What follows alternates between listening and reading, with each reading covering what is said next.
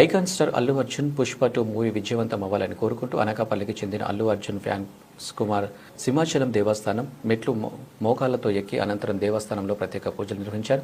సందర్భంగా అనకాపల్లి అల్లు అర్జున్ ఫ్యాన్ కుమార్ మాట్లాడుతూ icon star Allu Arjun Pushpa 2 movie భారీ హిట్ కావాలని కోరుకుంటూ దేశంలో ప్రసిద్ధి చెందిన సింహాచలం దేవస్థానం మెట్లు ఎక్కి మూవీ విజయవంతం కావాలని కోరుకుంటున్నానని తెలిపారు.